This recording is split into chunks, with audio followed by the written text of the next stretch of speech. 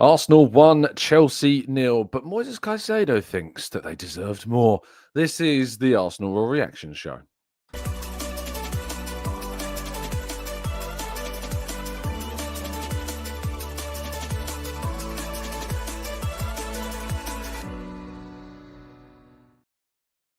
Hello and welcome to the Gooner Talk, back again with you guys and girls for another episode of what is the Arsenal Raw Reaction Show. I nearly said the wrong one there. Arsenal 1, Chelsea 0, of course, on the day. Fantastic result for Arsenal in the terms of just where the Premier League might end. I know it's not ending in the way that we would have hoped in the league, but it's still an important victory for the Gunners. And, of course, to compound misery for our London rivals, of course, whose comments after the game from a number of their players differentiated from a lot of their fans that I saw, to be fair to them, about the fixture. But we're going to talk all about that and more. NSW, Kim, Stevie, Arasilka, good morning to you, to James, to Barry, T, Maximius, Amira, Stu, Lee. We've got Temi and Martin and Jamil, Paul, Shari, Black Shine, Turnbull, Morgie, Keith, plenty more of you guys and girls as well. Thank you so much, as always, for tuning in. It's incredibly appreciated. Let's not waste any time. If you could drop a like on the video, subscribe to the channel if you're new, or leave a review if you're an audio listener as well. That would be very much appreciated. But yes, Arsenal 1, Chelsea 0, back to winning ways with a comfortable, I'd say comfortable 1-0 win. It's one of those weird ones where, like, you win 1-0, it's a close scoreline, but you never really feel as though the other team are going to score. Chelsea were horrible, really poor on the day. Had 2 shots on target in the end, despite actually having more of the ball in the second half. Arsenal were kind of just happy. I think Arsenal realised that how toothless Chelsea are and just kind of allowed them more of the ball. I think that even may have been something of an Arsenal or Arteta plan to use this game as a little bit of a testing kind of game, if you like, to give the opposition more of the ball, to allow them more dominance, allow them more possession, and allow them to, in some ways, practice for a team that are coming up that might indeed have more possession of the ball in the likes of Real Madrid. And it was a different approach Arsenal took to this game. It was a difference. There was differences to this game, I noticed, than with other fixtures where Arsenal have been more dominant of the ball.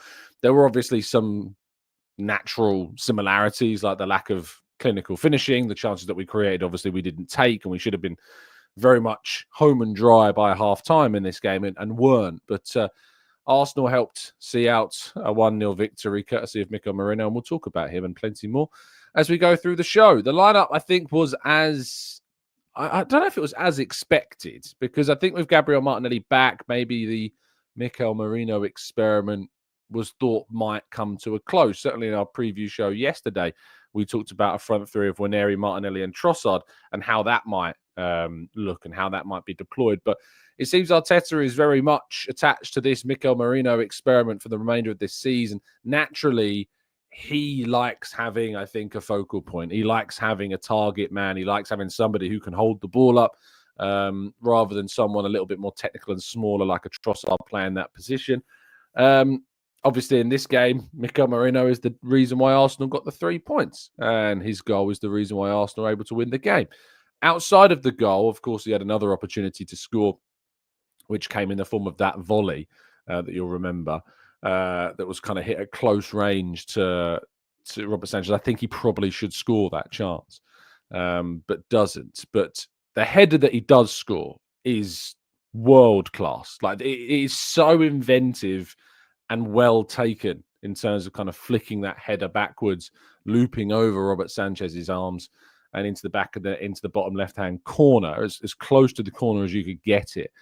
It was a brilliant piece of aerial play from Merino, and I sincerely hope that, you know, this can be a moment where Merino, if he is to start more games, can take confidence from that and improve his performances, because, you know, some of these games, his performances hasn't been good enough, but it's hard to put that into context when he's playing a position that he's never played before. No, he was poor against PSV, poor against Manchester United, and quite poor, obviously very poor against West Ham as well. But ultimately, this isn't a role that he should ever have had to have played. But this is the reality that we find ourselves in, and he has to do a job, and he's doing a job.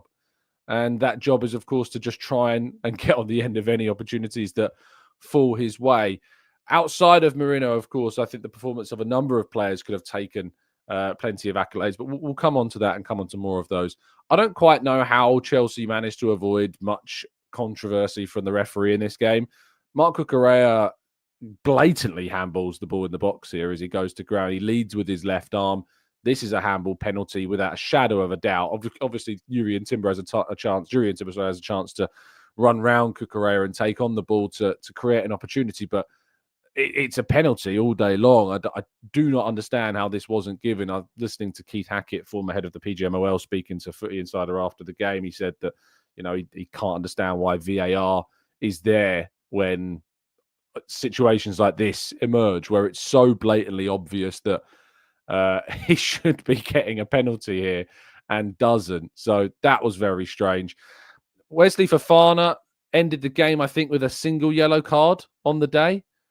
I'm not quite sure how. I really don't know how Wesley Fofana is only on a single yellow card after this game, because he stamps down on Declan Rice with intent. I mean, if you saw the one where was it Joel Linton who was sent off for Newcastle for kind of that, if you like, that stamp? I can't remember who it was against, but it was like, I think it might have been against that. No, it wasn't. It was it against Newcastle? And it was John Duran of Aston Villa. If you remember that moment where like John Duran's kind of running and stands on the opposition player, that there was less in that than there is in this. And the replays that were given to VAR, or that we saw through VAR, they were so far away. Like, this is the best image I can find from the VAR as the replays went through this.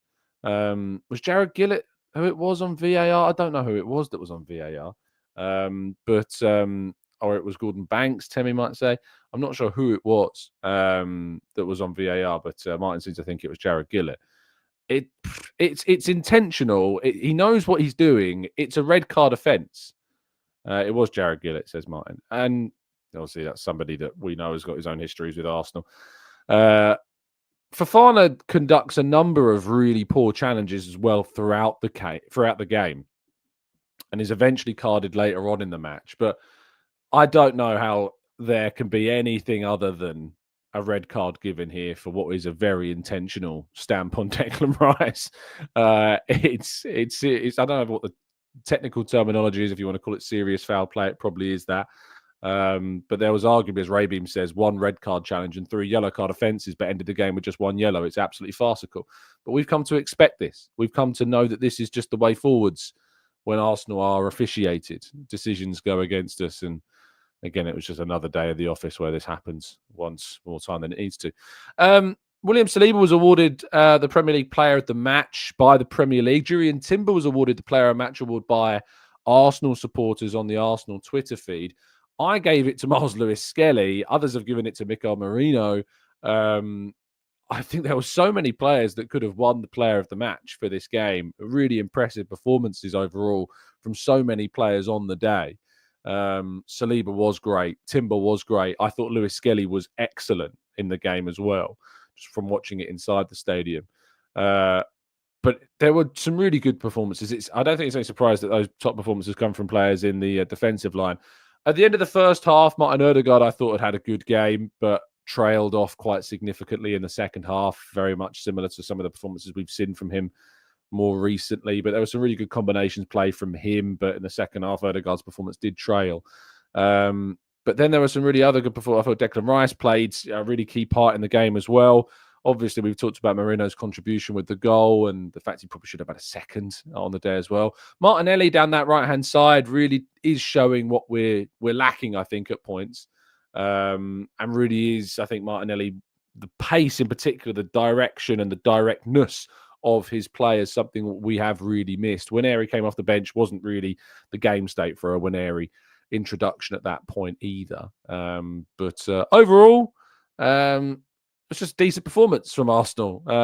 We have obviously shortcomings, and there were finishing issues. Trossard missed a couple of great opportunities that he probably should have done a lot better with. Merino, as I said already, should probably have a second. Ødegaard should certainly score, I think, from the position that he's set up for by, I think Declan Rice sets him up for a chance that he should do again better with, but the ball striking was poor. So, yeah, I think there are opportunities in that game that we comfortably should have had, and we should have had a penalty, as we talked about as well, in the first half also. But overall, good stuff. Arteta jokingly darting out of his Sky interview after the game. Of course, those that would have watched the post-Man United game will have seen the controversy of Arteta ending his his Sky interview early. Obviously, there was more context to that than a lot of us were aware of at the time, and I thought it was quite a good sense of humour from Arteta to joke about this after the game by dipping in and out of his Sky interview after the match. In his press conference, he was pretty happy with how things went down. I spoke to him obviously after the match about the feistiness of the derby. He said, yes, very happy, obviously, with the result and with big parts of the performance. I love the attitude of the team from the beginning, the way that we approached it, how aggressive we were with our goal, scoring a goal. A lot of chances that we didn't put away, and then we continue to do a lot of things defensively so well, and the right to attack open spaces in so many situations with huge advantages that we just gave away. And then we have to try back 70 metres on the phase that we probably would have beaten one of the best teams in the world today, because we were unbelievable the way that we've done it. We have conceded almost nothing apart from that strange save from David. I would say that's a big credit to the team because, in my opinion, they are the best attacking team in the league. This is the big point, I think, of his press conference. James Ollie pushed him on this later on in the presser and said, you said they're the best attacking team in the league? And he said, yeah, an open play, yes. You said, can you explain why? And Arteta said, by a mile. I mean, the stats say it. Everything that I've seen says it. They can open you up. They can run in transition. They have individual quality. Any player in the defensive line can throw you in behind. They can combine on both sides, on weak sides, and they are missing some big players as well at the moment. It was a comment that really took the press conference room by surprise. You probably saw that in the way in which some of the journalists kind of asked Arteta questions. Jordan Campbell at The Athletic next to me pushed him on it. He said, just on the Chelsea point, is that people's perception of Chelsea on the outside is that they may struggle to create chances and that it's a territory without actually penetrating. Is this a difference between you as a manager and fans seeing Chelsea in a different way? Which I thought was a great question.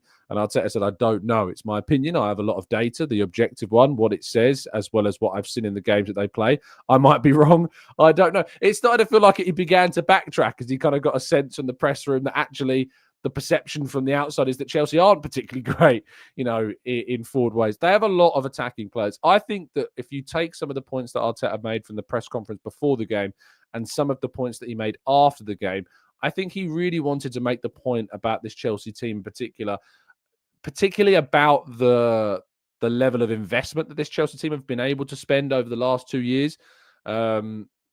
How much has been able to spend. And we saw from Enzo Maresca's kind of press conference, and he talked about having dominance.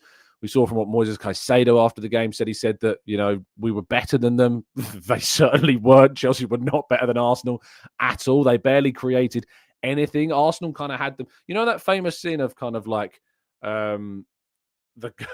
this clearly like two school kids, one's very much bigger than the other and holding the guy like by his forehead while the other guy kind of swings his arms, can't get anywhere near them. That's how the game felt. Arsenal were just kind of holding Chelsea at an arm's length, never really felt like they were under any kind of threat. It was a very comfortable afternoon for Arsenal, despite the scoreline being pretty tight on the day. So yeah, it was very strange, very, very strange indeed. But that's the way that it was perceived by some of the people that were involved in it. I think we had to have a little bit of an awkward conversation about the fan side of things. And I know that some people don't react very well to these types of conversations, but I do think that this is... I really do think that this is a conversation that needs to be had. The atmosphere yesterday was terrible. And I think there is context to the atmosphere conversation.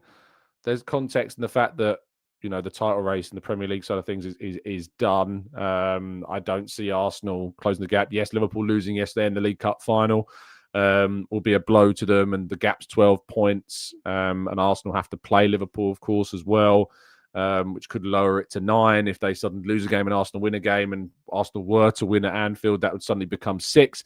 I get that, but I just think it's too big at this stage to realistically think about that there is a title race. I just don't think I don't think at all that is the way I'd perceive it. But the atmosphere inside the Emirates yesterday, being there, was very, very dead. Before the game, there really wasn't much of an atmosphere. This was a London derby that the players really did get up for. There was a feistiness about this game.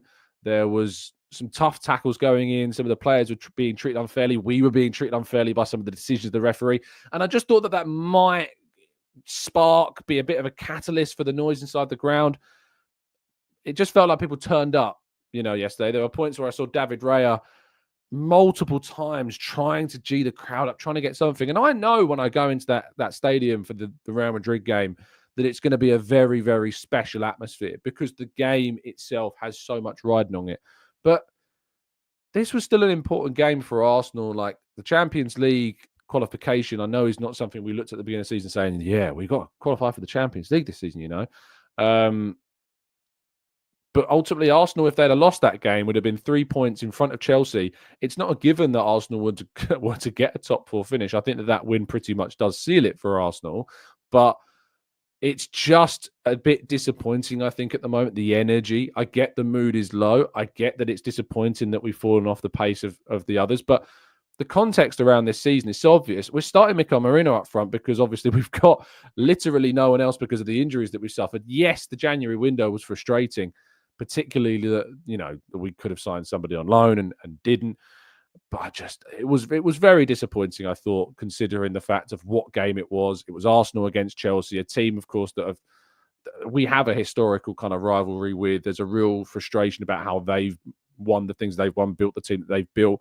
There was the way in which their players were really trying to hurt, in some instances, the Arsenal players, and it never felt like the crowd were really up for this one, which was a shame. But I hope that changes into next season, obviously. I think it will change into the Real Madrid game naturally.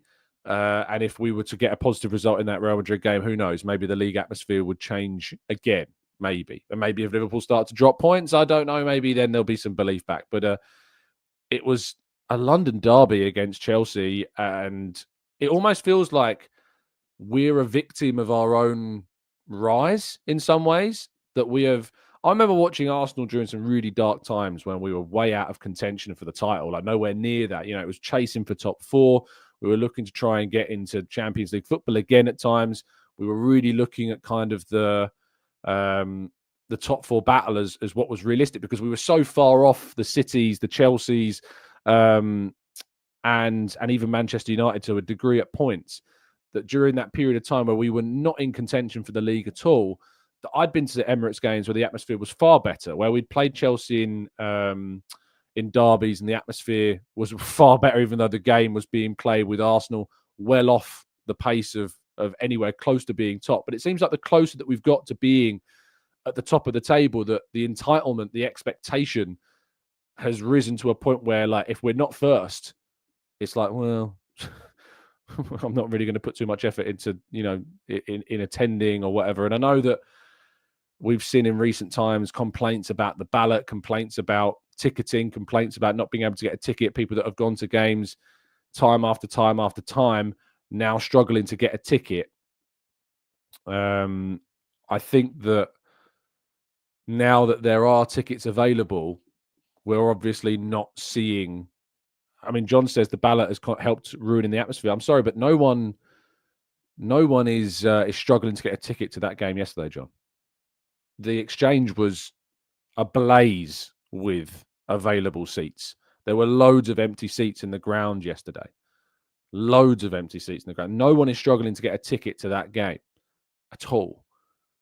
So I always kind of lose a little bit of empathy for the whole ticketing situation when these games come around and loads of empty seats are there. People complain about not being able to get a ticket, but is it a situation where it turns out that those that have complained about not being able to get a ticket, it's the complaints arise when it's Arsenal are in a title race, Arsenal are challenging for something, and when it comes around to going to a game that isn't necessarily as viable in terms of competition, there isn't as much frustration about missing out or even going in some cases. I think it's a problem. I just think there's a bit of hypocrisy around at the moment about Arsenal's ticketed situation, and I think these games and more recently the ticket exchanges has really unveiled that problem. And speaking of problems as well, you may have seen my tweet yesterday as I was leaving the Emirates to go meet a friend after the match for a drink. I walked past along Hornsey Road and walked past obviously all the murals, and the Josh Kroenke mural has obviously been defaced. Now, the last time that there was an issue with the Josh Kroenke mural was ahead of one of the Champions League games. It might have been Monaco. And North Banksy, who of course does the murals, where there were suggestions that he had of course added to that mural where he included that line of "spend some cash, Josh" type thing. You know, there was an addition to that, which obviously was picked up by a lot of local media and national media at the time before that game. I think it was towards the end of the January transfer window. It might have been the Monaco game, I think. And now you can see from this that I don't think that this defacing of the Josh Kroenke mural happened yesterday. The reason why I don't think that is if you look at the speech bubble, that speech bubble has clearly been painted over the top of what was already an existing defacing of that mural. So I don't know when this happened. It must have happened recently, but not too recently.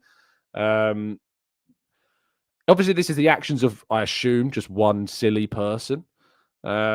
But naturally, a lot of the responses in the replies to the tweet with the information of what had happened to the Josh Kroenke mural was like, good, this guy shouldn't even have a mural anyway. Like, that's someone's immediate response. Arsenal, under this ownership, have obviously returned to title relevancy again, where they are competing for something that I've not seen Arsenal legitimately compete for since the early 2000s. We've had a couple of false dawns, like the Leicester City season, the late 2000s. There was a season, obviously, where we kind of fell away. And obviously, when Eduardo got injured as well, we fell away after that, after, you know, something of if you like, a short-term kind of hope of a title race that flitted away after those injuries. But the reality is that Arsenal haven't competed at this level. They haven't taken on your Cities and your Liverpools at the top of the table in close to 20 years. And I just find it really strange. I assume maybe it's a younger generation thing, like obviously that haven't lived through the frustration that we lived through after our last title, and that this is the closest that we've got to the title in an exceptionally long period of time. And maybe it's just a lack of appreciation for what we went through and the fact that Arsenal have spent more than they've ever spent before, that we've signed £100 million plus players. And, you know, January was a failure, don't get me wrong, but it doesn't erase, obviously, all the effort and work that's gone in at the club over the last 5 years under Arteta's tenure to put us back into contention, where if we're sitting in second place, the atmosphere is dull and disappointing because we're not top. Like, I find it really strange that we need to go out and spend money in the summer. We are expecting to spend in the summer. We are expecting to go out. And if we don't spend in the summer and we don't deliver and we aren't delivered the striker that we know that we need, then I'm all open to have discussions about how the ownership have let the club down and that the investment wasn't there. I'm all for that. But what we've seen recently is the club go out and appoint, or expected to appoint, somebody, Andrea Berta, who is very different to what we're used to, is somebody who is what fans, let's be honest, have absolutely called out for in terms of an appointment for that role. Somebody that's worked at a club that are winning titles, somebody that's worked at a club that's within the elite level of European football. It's a very un-Arsenal type of move to have appointed Andrea Berta. And obviously we've seen one frustrating January window, and I'm more than happy to, you know, entertain conversations, have people on the channel who disagree with this point of view, but we know they don't turn up, Mr. 142 being one of those, of course. But when it comes to the defacing or the vandalism of a mural, whether or not you agree that the mural should be there, and, you know, I absolutely empathize with the point that we've not won anything other than an FA Cup under this entire ownership's full control of the club. But also, I'd find it a bit strange behaviour that not only someone would do this, but people's immediate reaction would be to go, "Oh, great idea. Oh, great. You know, this classy club that is Arsenal. Yeah, let's celebrate the vandalism of a mural, whether or not you agree with it being there. I find it so strange, so incredibly strange. UK also says spent 790 million on players. He has won nothing with. Troy says 790. So this is obviously clearly this is the new number that's going around, 790 million. Obviously, in isolation, people talking about how much money Arsenal have spent, comparing it to what obviously Liverpool have spent since Klopp took over, or comparing it to what City have spent since Pep took over. It dwarfs that, but people don't like to talk about things in context today. Right, let's go to part 2, tackle some of your comments and questions and more right after this.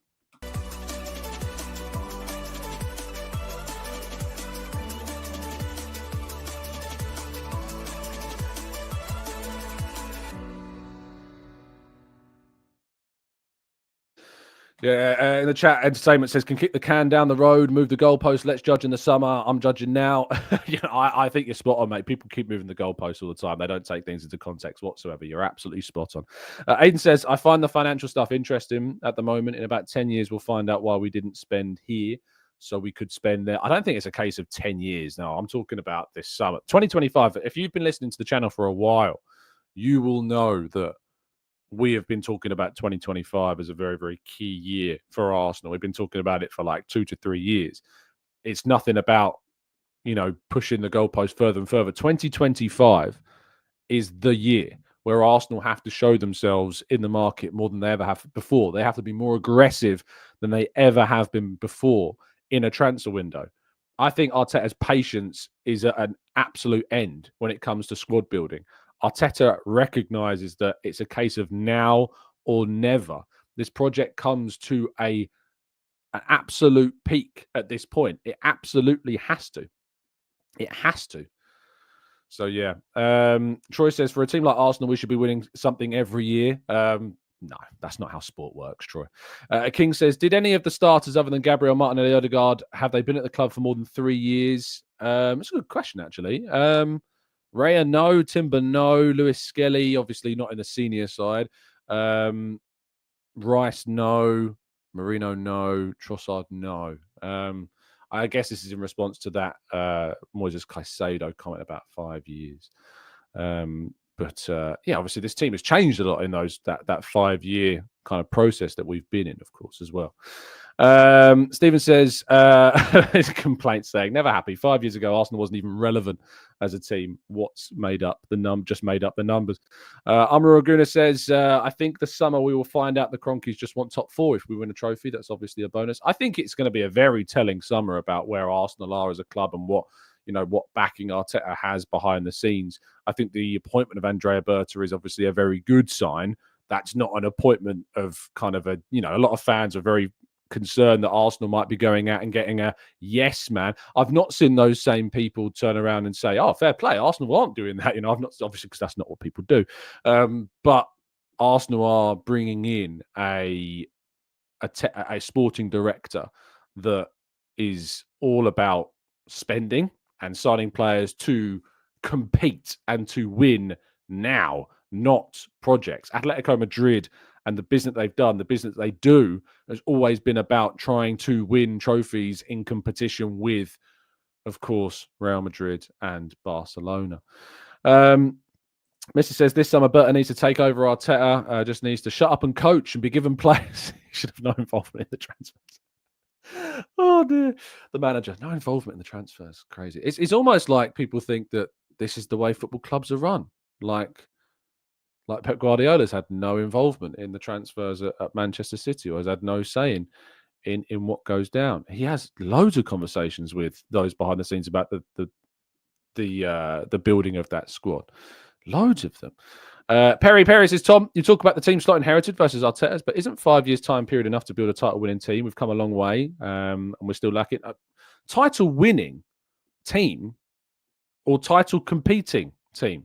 They're obviously two words that change things dramatically. Is 5 years enough to build a title-winning team?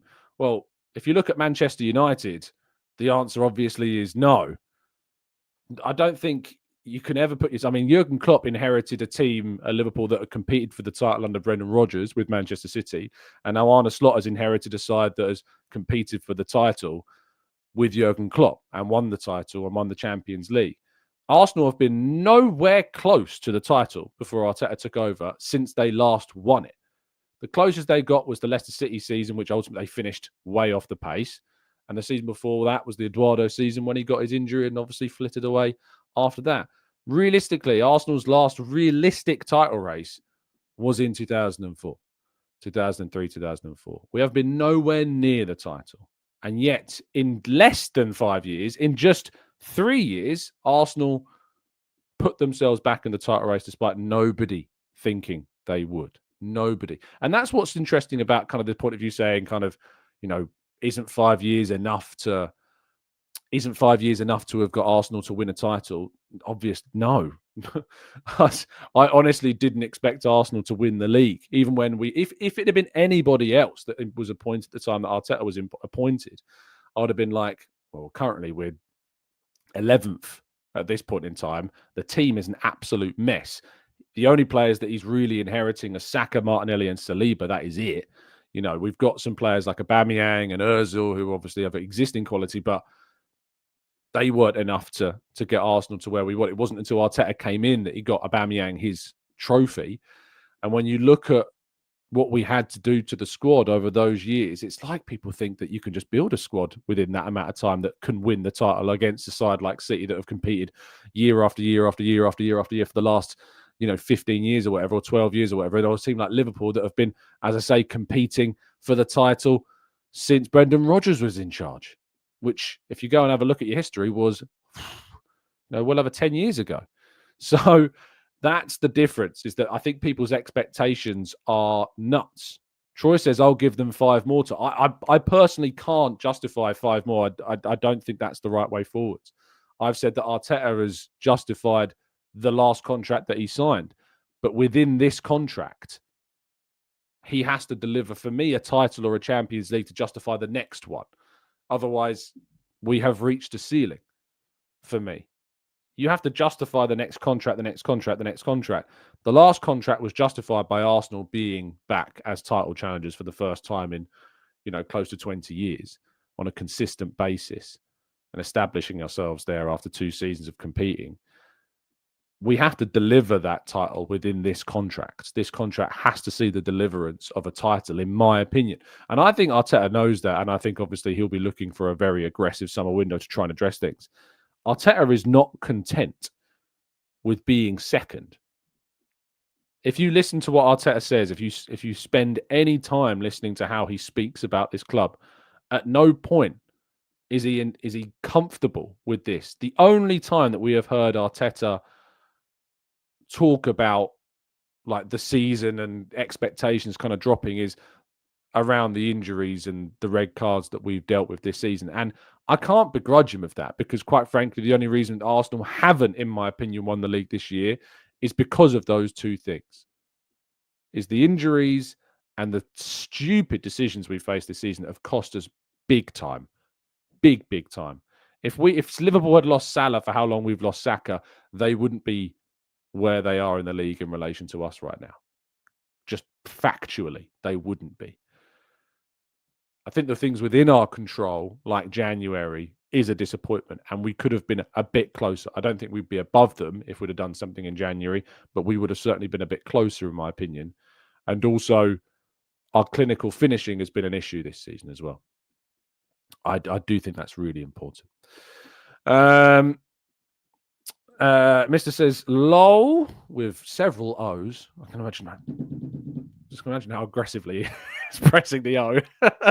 So if you don't win next season, you give him another 2 more years. His contract doesn't run out. He's not got a 3-year contract left, mate. So, I mean, you need to get your facts a little bit straighter. Arteta, I think, when you're looking at kind of where we're at right now with Arsenal and what he's done at Arsenal, and his contract runs until 2027. So he has 2 seasons left on his contract. And when it comes to Arsenal winning a title, if one is not won within our next 2 seasons, that's what you're looking at as probably us hitting our ceiling. Especially if we, and that comes with the proviso that obviously we attack the market and we have to go in aggressively in the market. So that's what's key. Keith says, bloody hell, Tom, how do you put up with this negativity? Day after day, we've lost our entire strike force and are still second. We're still competitive in the Champions League. Please, people, some perspective. Keith, look, ultimately, I'm open to hearing different points of view. If this was an echo chamber, I wouldn't have it, Like, yes, a lot of people get blocked because ultimately they end up getting abusive or they end up trolling. But I'm open to hearing these different points of view.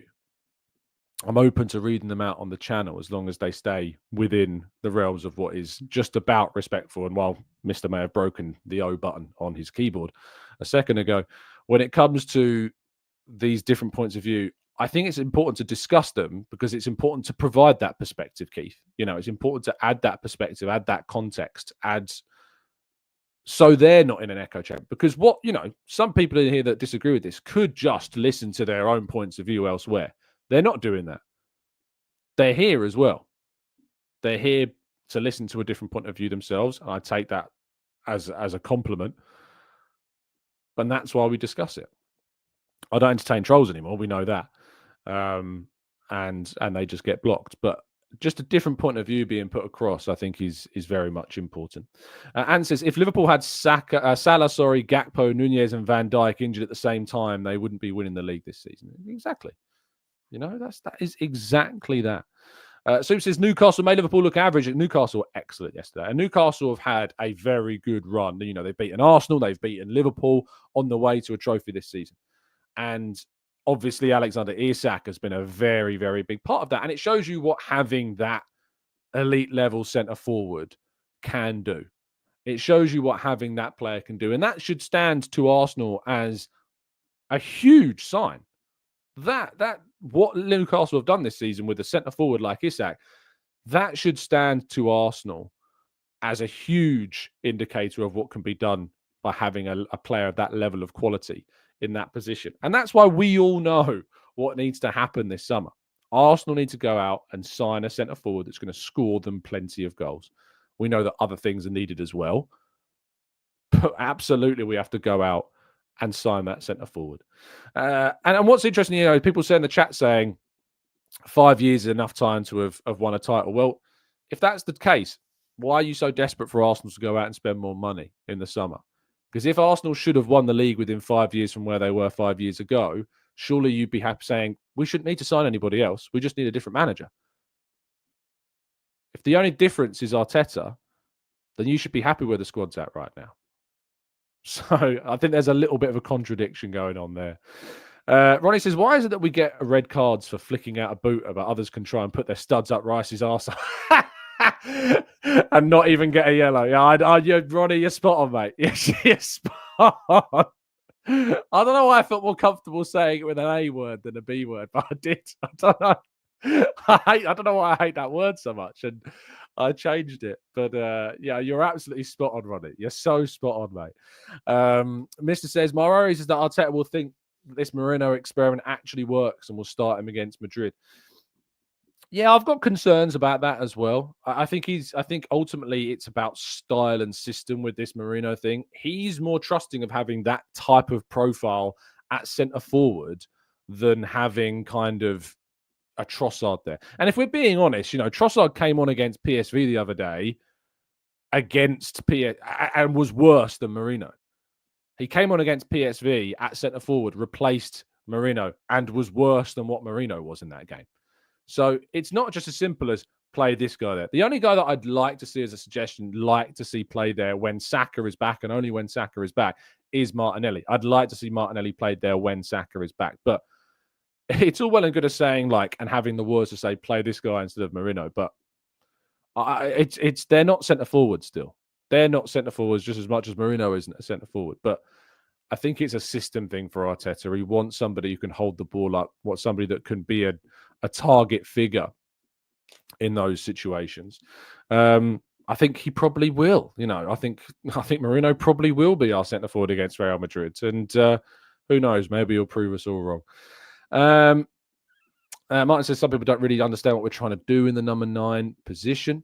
Amira says, where's Clive? It's time for part 2 of the Merino striker. Oh, don't worry. Clive texted me. In fact, Clive rang me straight after the game.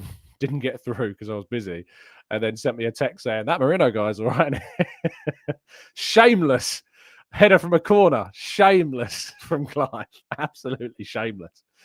Dan says, I believe that next season Liverpool and City will not be competing for the title. There will be a drop-off and City will take a while to get back to their best. I think it's interesting to see what happens to Liverpool in the summer in terms of the players they lose. Salah, Van Dijk, Trent are 3 players that obviously could yet leave the club between now and next season. And I think that's going to be an interesting thing to see how they cope with that. Arne Slot is a very good coach. He's inherited he's inherited a better team than he is a coach, but he's obviously been able to take that team and continue. And obviously, he's been very fortunate with the players that have been still available to him. You know, particularly his key stars like Salah, like Van Dijk, have been available to him for this season. Whereas Arsenal and City have lost their big stars for this season, and that's obviously been hugely costly in the context of the campaign. Dan says, I expect him to go from a broken club to a Premier League title winner in 5 years. Clearly playing too much Football Manager is coming, and we need a few more pieces and a fit strike force as well. I think that's, Dan, you've probably summed that up better than I could have done. I think that's a very, very good way of summing it up. Joe says, ask yourself this. If Slot and Arteta would have swapped places, who would have won the league? I've said this before. You know, if Arteta was in Slot's place this season, Liverpool win the league with Arteta as manager. If Slot was in Arsenal's place this season and lacked the players that we have lacked, obviously Arsenal still wouldn't have won the league this season. It's not a manager thing as to reasons why Liverpool have won it and we haven't. It's obviously a squad thing. It's so obvious that it's a squad thing and a fortune thing when it comes to decisions that have gone against us and have gone for Liverpool. It happened in the game between Arsenal and Liverpool. We know that. You know, Van Dijk's stamp on Havertz, the whole goal that we scored at the end of the game that was ruled out, you know, these types of things. You know, it's happened in those closed circumstances as well as kind of more of a broader standpoint as well.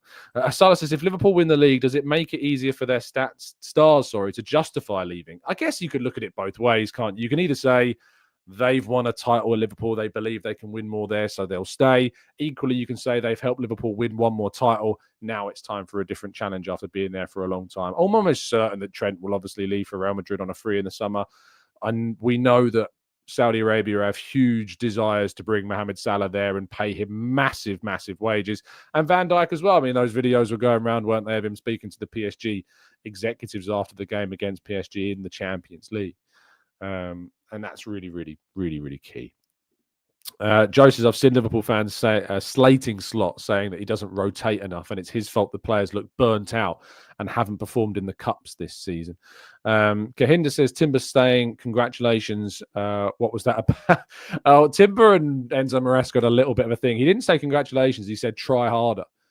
He said try harder. He kept saying it. He's like, try harder.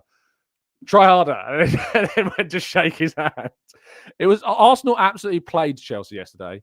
They toyed with them. They utterly, entirely broke them down, gave them this false sense of security and made Chelsea believe that they were better than they were on the day, when in reality, anyone watching that game with a coherent way of looking at football recognised how dominant Arsenal were, how obviously they were the better side. And they utterly just toyed with Chelsea yesterday. It was quite in some ways it was funny. I think I've laughed more in a game than I did yesterday. I laughed a lot during that game yesterday. But yeah, Frank says, let's talk about the game. I mean, we talked about the game for the whole of part one, Frank, to be fair. So feel free to go and rewind and have a watch of that section where we talked about the game in plenty of detail. Cardi says, on the ballot availability, you need to mention working class fans being priced out of attending as well. This is very true. Prices of tickets are exceptionally expensive. I think that the fact that the PSV game was categorized as a category A is a joke. I think the fact that season ticket prices are on the increase again this season is a joke. Arsenal haven't progressed. Arsenal haven't done better this season than last season. They're not offering a product that's any better than they were last season. They can't justify a season ticket price rise. They can't. Not over inflation. But that's the key thing for me, is that the ticket price rise is over that of inflation. If it was in line with inflation, you could make some financial sense of it. I still don't think it's justifiable, but you can't justify a ticket price rise over inflation. That's nuts. It's disrespectful, in my opinion. I just think it's so far and away beyond what you can justify. I was speaking to Harry, of course, who is a season ticket holder himself, and we agree. You cannot justify that. It's not justified. All the context in the world that can be added to that does not ever justify it, in my opinion. And it is, Cardi's right. It starts to price out working class fans, who we know a lot of people are not getting wage increases in line with inflation here in the UK.